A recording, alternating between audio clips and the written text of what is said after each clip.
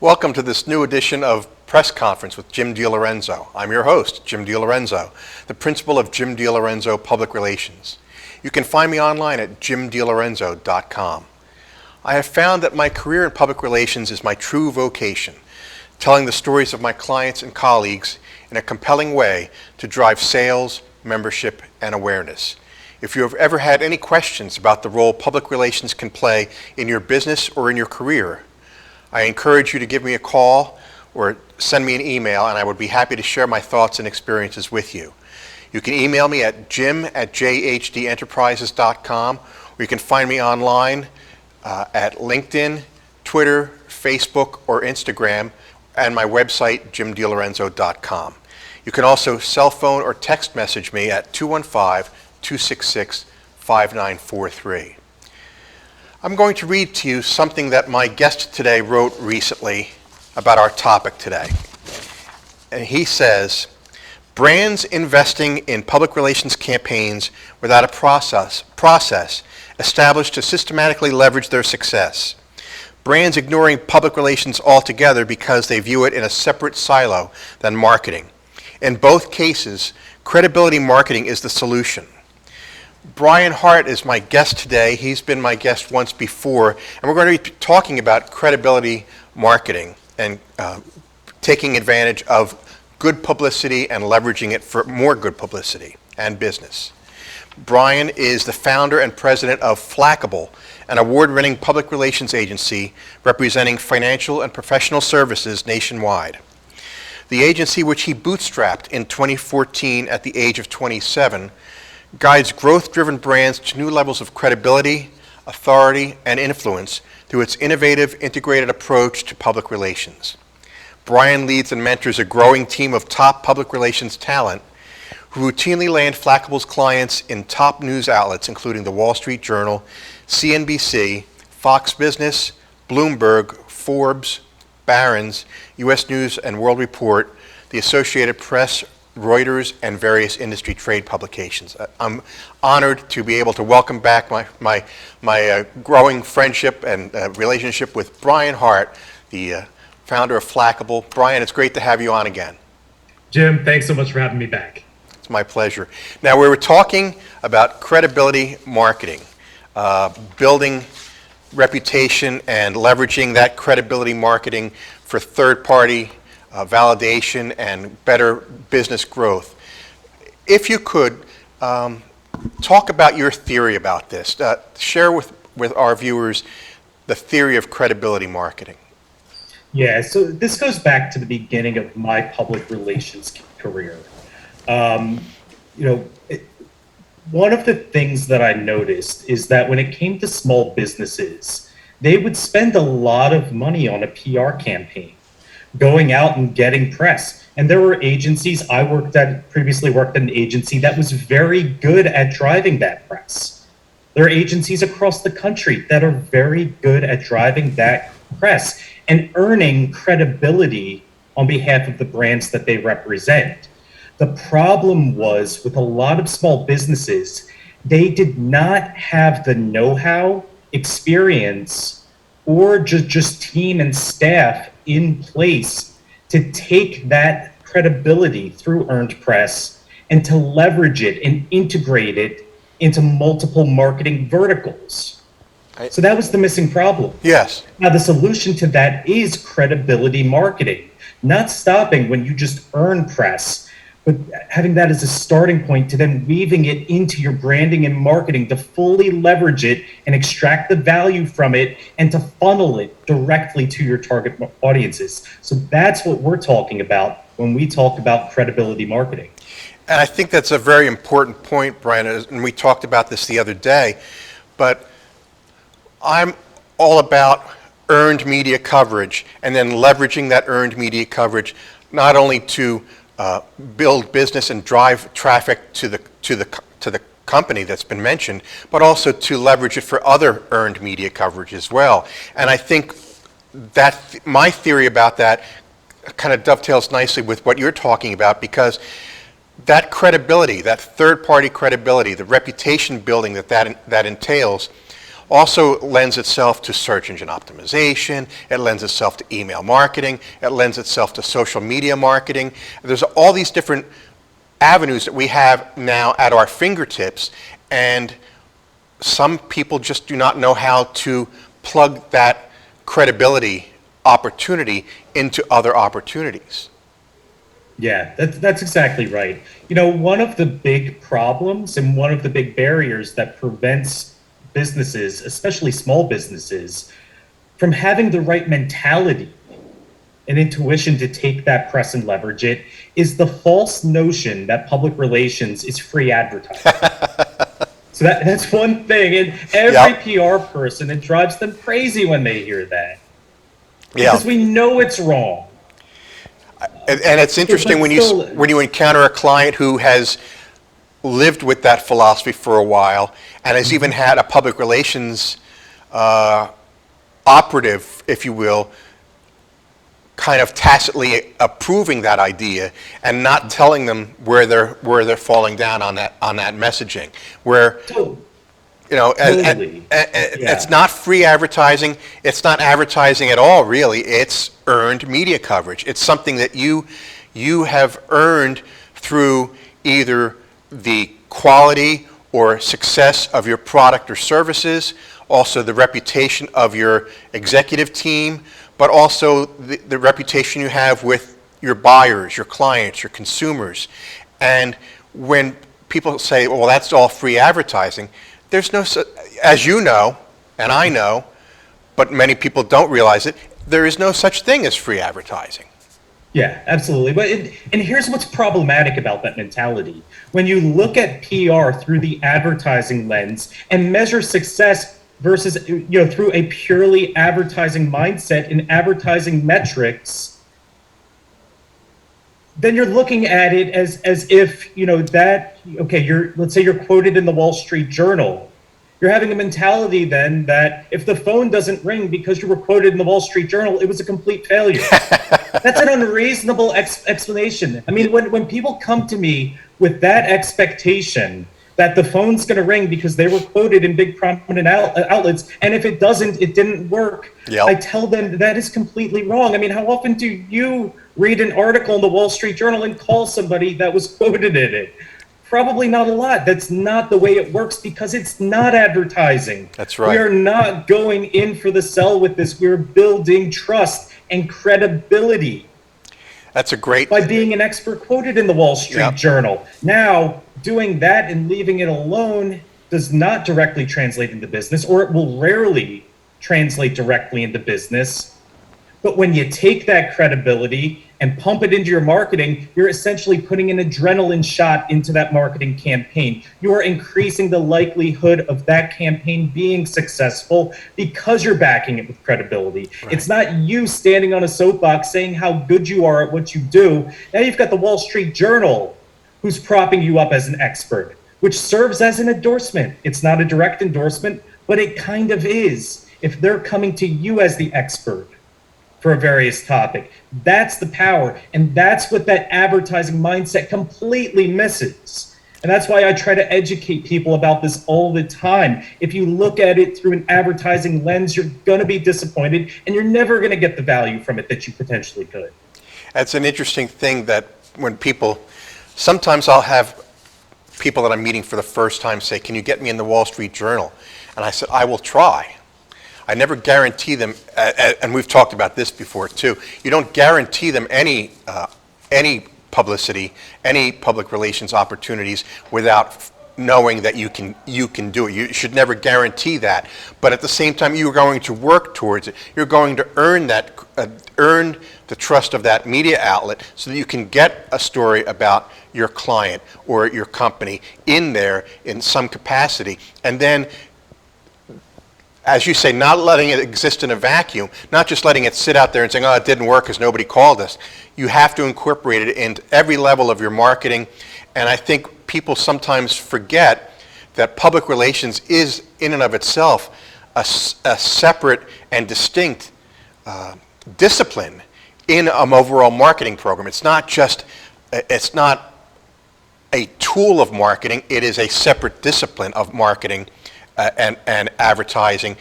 They each have their own tenets, and they each have their own tactics and methods, but we can complement each other and we can work well with each other if we are all on the same page about what the messaging is.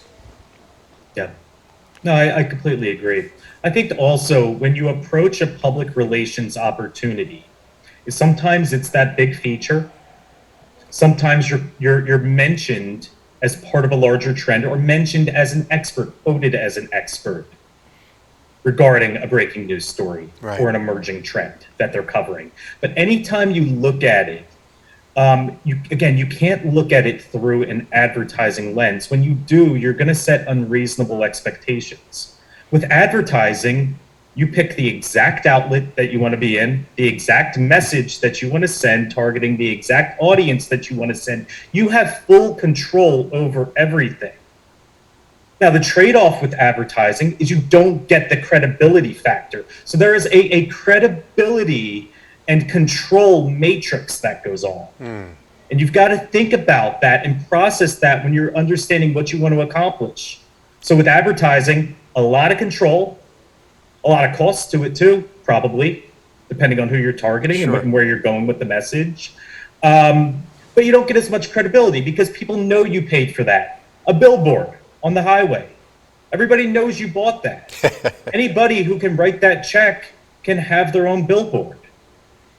So that doesn't come with the level of credibility as actually being the content that people seek, like being a guest on a television program or being quoted in the paper, being profiled in your local business journal.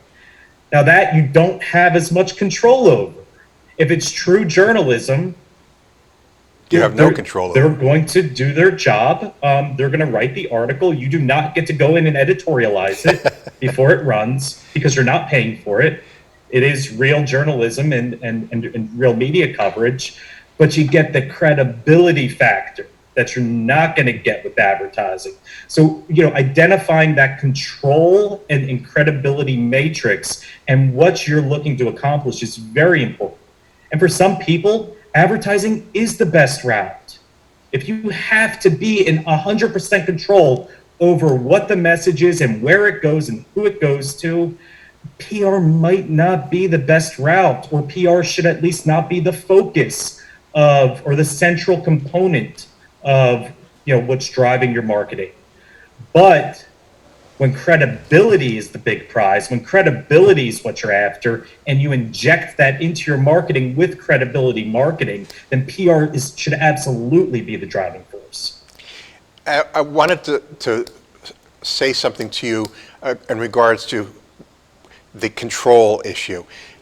Do you still encounter clients and prospects out there who, after the interview is completed, say, when am I going to get a chance to see this before it's published? Yeah, well, we train our clients well, so we don't get that a lot. We explain to them how journalism works, and you know what? A lot of it is education. Sure.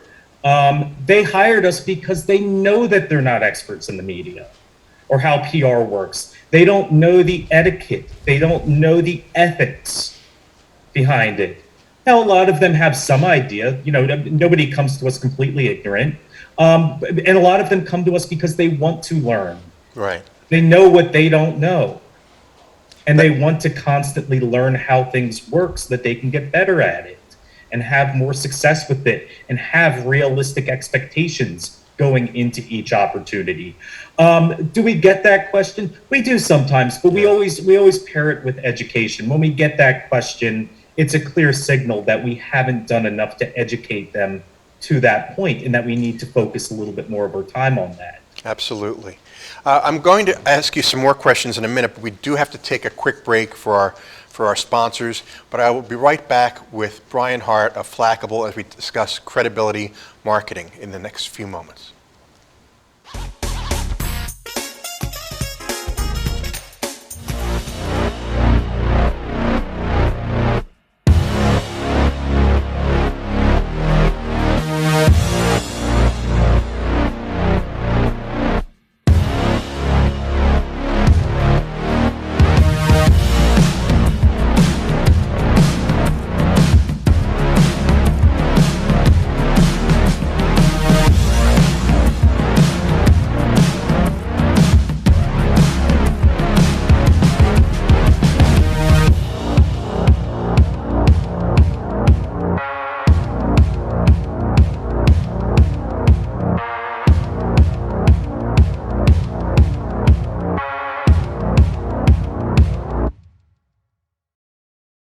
So, I'm kind of new here, but I've noticed a trend.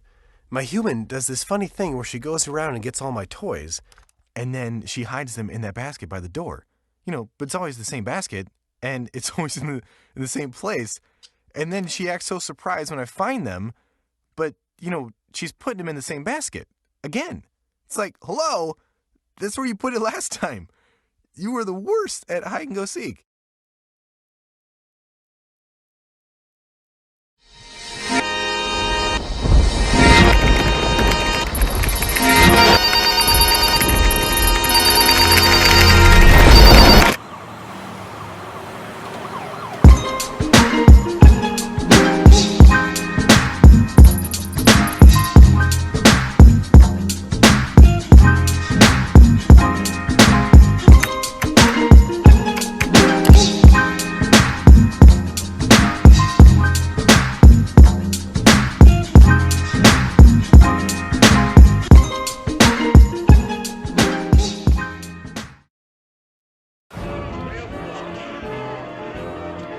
Boardwalks built for fun. Legendary rock and roll clubs. This is how we do it. Hip hop. Casinos by the ocean. Hip hop. Now that's New Jersey. 130 miles of beautiful beaches. Solid rock. And everything in between. Look in the window. Now that's New Jersey. Plan your New Jersey trip at visitnj.org. Waves of fun. Nights of excitement. And a trail of memories. Now that's New Jersey.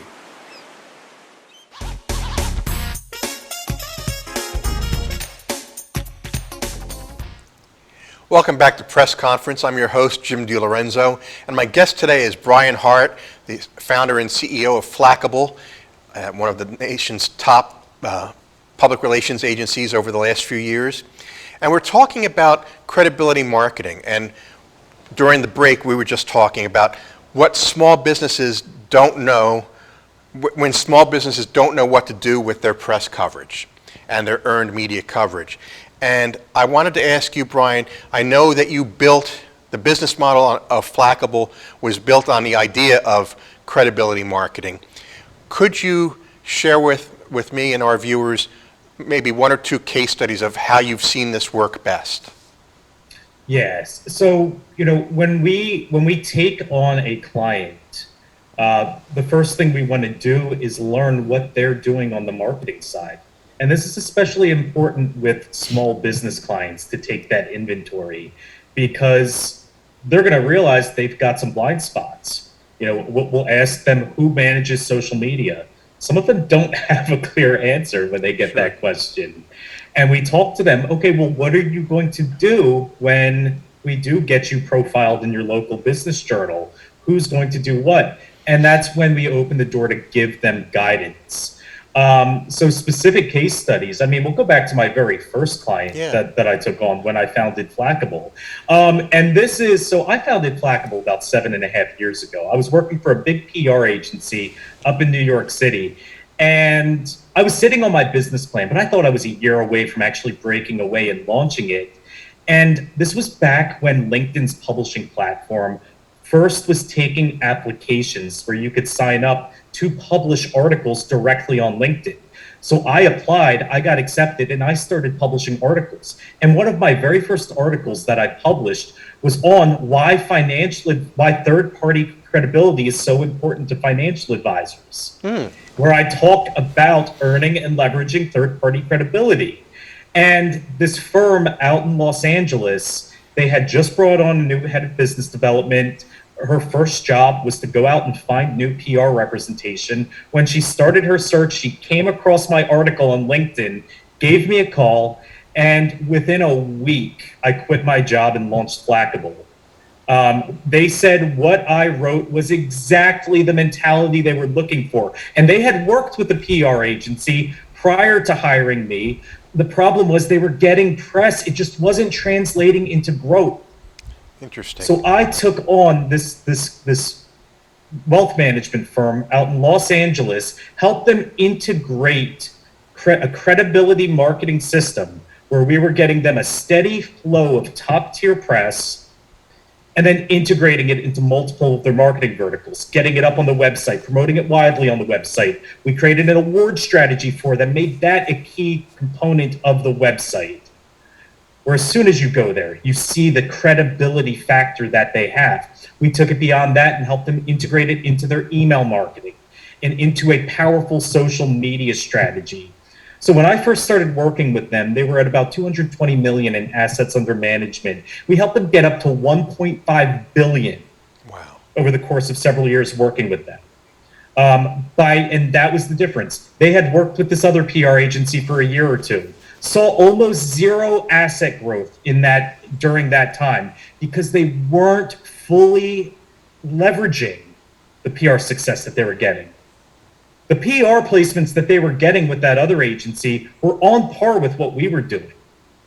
There wasn't a huge difference in the PR strategy. The difference was we were helping them build strategies to maximize the value of and impact of what they were doing. That was the big difference. And that was the catalyst for a lot of growth and success. That's exciting that's how you were able to start your business on your own with that thought in mind and making that the cornerstone of what you do. And I think for me as a fellow entrepreneur and public relations professional, that's an exciting story to hear because there are ways to connect with people who don't necessarily fully understand what public relations can do for them and don't fully understand what credibility marketing can do for them, but they were keeping an open eye and an open ear to the possibilities, and they found you, they saw what you wrote, and they were excited by that.